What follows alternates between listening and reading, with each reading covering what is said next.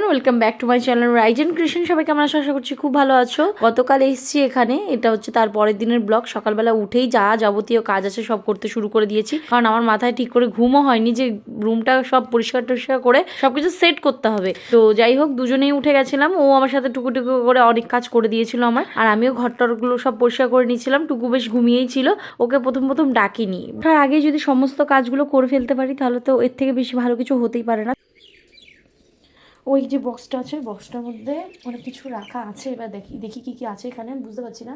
একটু উঠলে খাটটা খুলে খাটের কাজগুলো করতে পারতাম, সেগুলো পরে করবো ভাবছি। আগে এটা দেখি।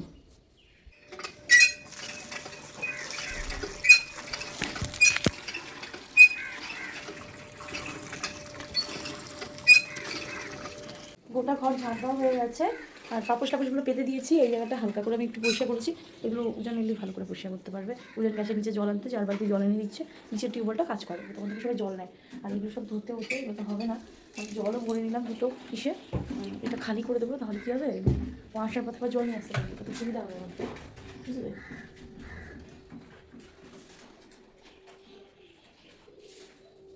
এখানে প্লাগ বোর্ডটা থাকলে খুব ভালো হতো। জল পড়লে তো টের পাবে। উজান বাদাম খেতে খুব পছন্দ করে, শুধু এমনি বাদাম না, কাঠবাদাম, কাজু বাদাম, পিস্তা বাদাম, এগুলো অনেক অনেকগুলো করেই ও এনে রাখে। তো আমি দেখলাম যে কাঠবাদাম আর কাজু বাদাম অনেকগুলো রয়েছে। তো আমি কালকে রাত্রেই কাঠবাদামটা ভিজিয়ে রেখেছিলাম, আর সকাল হতেই একটু মুখের সামনে দিতেই খুব খুশি হয়েছে বেচারা, যে যাক কেউ তো এসছে যে আমাকে একটু এগুলো করে করে দিচ্ছে।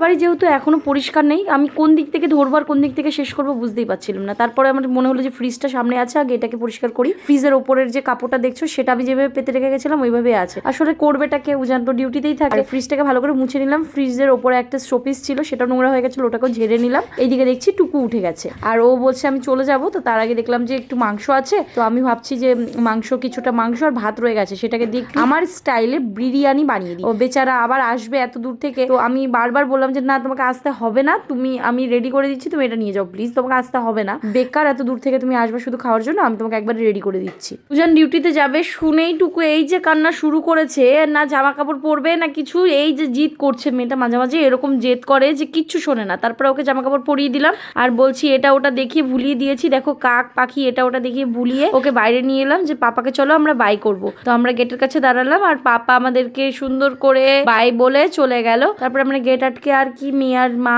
থাকলাম বাড়িতে। টুকুর ব্রেকফাস্ট হওয়ার পরপরই দেখছি জল চলে এসেছে, তাই আমি আর দেরি না করে যতগুলো বাসন এঁটো হয়েছিল সব কটা বাসন তাড়াতাড়ি করে ধুয়ে নিলাম, কারণ জলের কোনো ঠিকানা নেই কখন চলে যাবে না হবে। আর গ্যাসটা আগের দিন এসে আর আমি ভালো করে পরিষ্কার করতে পারিনি, নর্মাল পরিষ্কার করেই রান্না করেছিলাম, তো গ্যাসটা আজকে ডিপ ক্লিন করে নিলাম।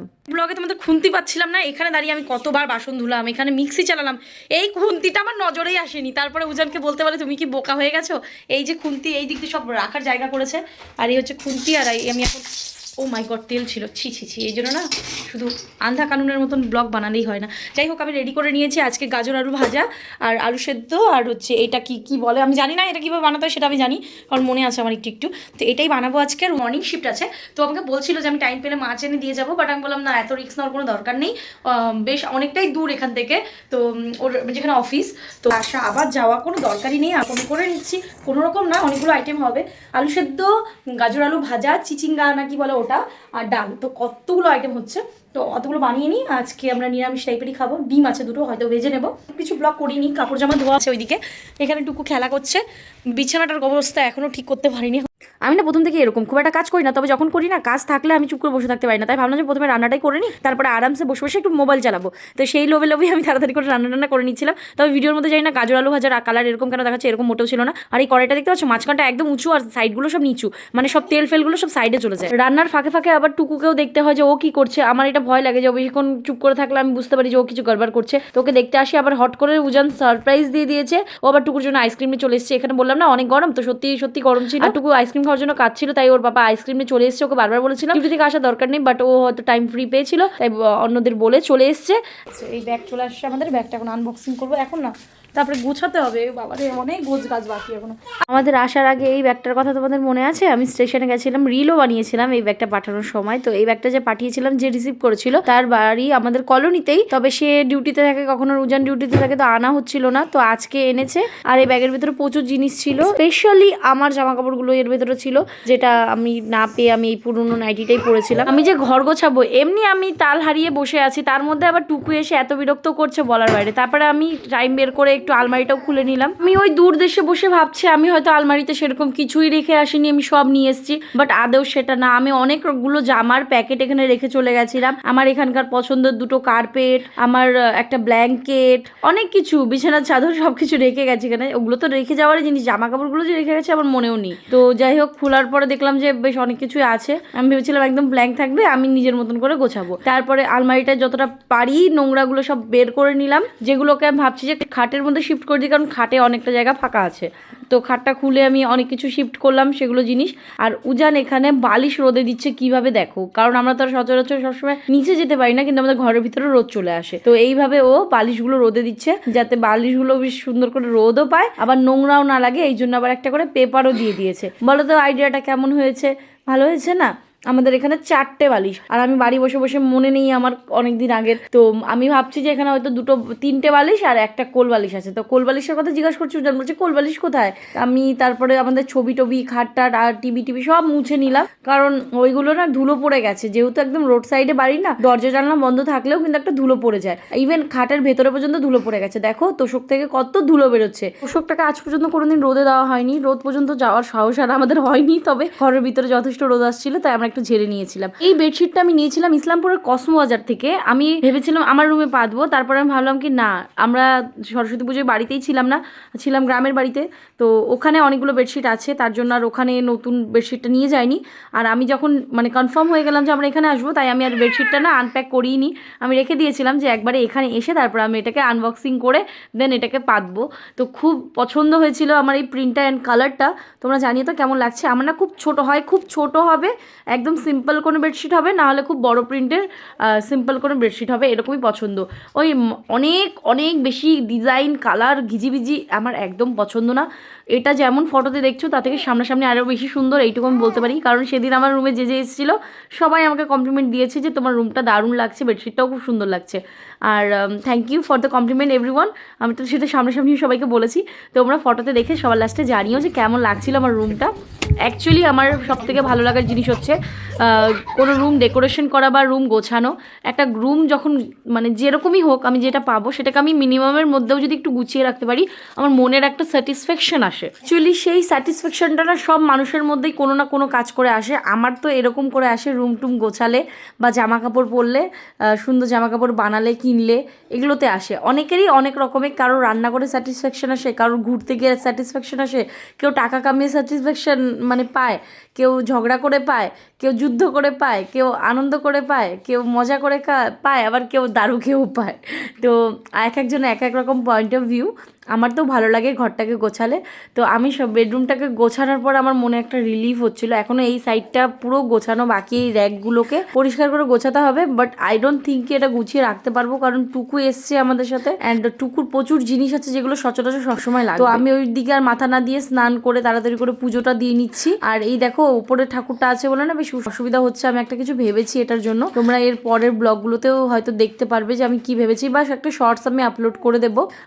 আর তারপরে টুকুকে তো আগে খাইয়ে দিয়েছে, তারপর আমরা খেতে বসে গেছিলাম। উজানও চলে এসেছিলো, ও এসে স্নান টান করে নিয়েছে, আর আমরা একসাথে খেতে বসেছি। আমরা এখনও একসাথেই খেতে বসি, কারণ দুজনে একসাথে খেতে বসলে অনেক কথাবার্তা ঝগড়াঝাটি মজা ইয়ার্কি করে তারপরে আমরা খাওয়া দাওয়া করি। আর টুকুকে আমি আগেই খাইয়ে দিই, ওকে খাইয়ে একটু ফোন চালিয়ে দিলে আমরা আরামসে খেতে পারি। সেদিন আমি জিজ্ঞাসা করছিলাম কেমন হয়েছে, ও আবার আমাকে একটু খাইয়ে দেয় ওর ভাতটা, আমি আবার মাঝে মাঝে আমার ভাতটা ওকে খাইয়ে দিই। এগুলো দুষ্টুমি তো জীবন, তাই না? আর আমার কাছে কিন্তু ওকে কিন্তু ওর ভাগের মাংসটুকু আমি সকালবেলা গরম করে দিয়েছিলাম, বাট আমার কাছে ছিল আমার মাংসটা, তো আমার 2 পিস মাংস ছিল আর ডাল দিয়ে ভাত মেখে আমি খাচ্ছিলাম। আর ওকে বারবার বলছিলাম দেখেছো এরকম রান্না কেউ করতে পারবে?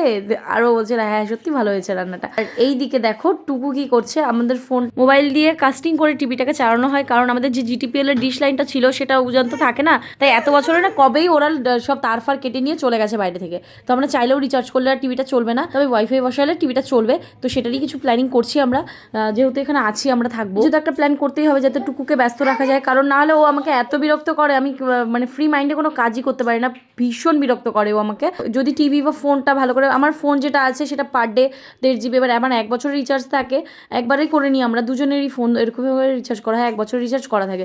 তবে এখানে জিওটা খুব একটা ভালো কানেকশন পাচ্ছে না, আমার রুমে অ্যাটলিস্ট ভালো করে পায় না, নিচে আসলে বা বাইরে কোথাও গেলে তবে জিওটা একটু চলে। আর আমার ভিডিও আপলোড করা থাকে, নেটটা শেষ হয়ে গেলে না খুব প্রবলেম হয়। তো এই জন্যই আমরা ভাবছি যে এটার কিছু একটা ব্যবস্থা করতেই হবে। তো আমরা নিচে চলে এসেছিলাম, তারপরে খাওয়া দাওয়া করে নিচে এসে এই দেখো এইদিকে আমাদের মন্দির, এটা আমাদের কলোনিটা বেশ অন্যরকম হয়ে গেছে। আর আমরা জামা কাপড়গুলো নিতে এসেছিলাম, তাই একটু হেঁটে হেঁটে ঘুরছিলাম। তারপর জামাকাপড় সব নিয়ে আমরা উপরে চলে যাই, এই জামাকাপড়গুলো সব ভাঁজ করতে হবে। আর আজকে আমাদের মার্কেটে যেতেই হবে, যেহেতু আমরা কালকে এসেছি, আমাদের অনেক কিছু আছে যেগুলো দরকার নিতে হবে, তার জন্যই আমরা বাজারে যাব। তার আগে আমাদের বাড়িতে চলে এসেছে গেস্ট কারা আসবে, আসেনি এখনও, তারা আসবে। এই তো গেস্ট চলে এসছে, দেবেশদার বউ, তার ছেলে, তার মেয়ে। দেবেশদা হচ্ছে টুকুর বাবার কলিগ, আমাদের কলোনিতেই থাকে। তো বৌদির নাম হচ্ছে দুর্গা বৌদি, আর একটা মেয়ে দেবশ্রী, আর একটা ছেলের নামটা আমার ঠিক মাথায় আসছে না এখন। আর ওই যে বসে বসে নিচে খাচ্ছে সেটা হচ্ছে আয়ুষ, ও নিচেই থাকে আমাদের নিচের রুমে। ওর একটা ট্রেজেডি ভরা কাহিনী আছে, অন্য কোনো দিন তোমাদের সাথে শেয়ার করবো। আর এটা হচ্ছে দেবেশদার মেয়ে। নাম জিজ্ঞাসা করলে শুয়ে পড়ার কোনো প্রয়োজন আছে? আরে লজ্জা লাগে, তোমরা বুঝো না। দেবেশদার মেয়ে, লজ্জা যাবে কোথায় বলো তো? আরেকজনকে দেখছো নির্লজ্জের মতো, গেস্ট আসছে ও আগে খাইয়ে যাচ্ছে। বাচ্চা না, ওই টেবিল ক্লথটা এনেছিলাম আমি বাইরে আমাদের ডাইনিং টেবিলে পাতার জন্য, বাট এই জায়গাটা না পাতলেই নয়, একদম একটা আতখাচড়া লাগছিল। আমি এই জায়গাটায়, এই ডাইনিং টেবিলের এই ক্লথটাই এখানে পেতে দিয়েছি, না এখানে রাখতে দেয় না, কারণ ও এখানে একটা কাচের মতন দিয়ে রাখে, যেটা নিচে পেপারস রাখে, যেটা ও দেখতে পায় কাচের এবার উপর, বাট বাজে লাগে, সেটা নোংরা হয়ে গেছে অনেক, তাই আমি এটা ক্লথ দিয়ে ঢেকে দিয়েছি। আপাতত রেডি হয়ে আমরা বেরোবো বাজারের জন্য। দেখো চাইলে কিন্তু শপিং এর ভিডিওটাও আমি এর সাথে অ্যাড করে বানিয়ে দিতে পারতাম, তবে ভিডিওটা কিন্তু আরো 10 মিনিট অ্যাড হয়ে যেত, যেটা তোমরা দেখতেও বিরক্ত হয়ে যেত, আর আমার এডিট করতে করতেও বিরক্ত লেগে যেত, তোমরা বোর হয়ে যেতে। আমি সেই কথা মাথায় রেখে এই ভিডিওটাকে এখানে শেষ করছি, আর শপিং এর ভিডিওটা আলাদা করে তোমাদের সাথে শেয়ার করবো।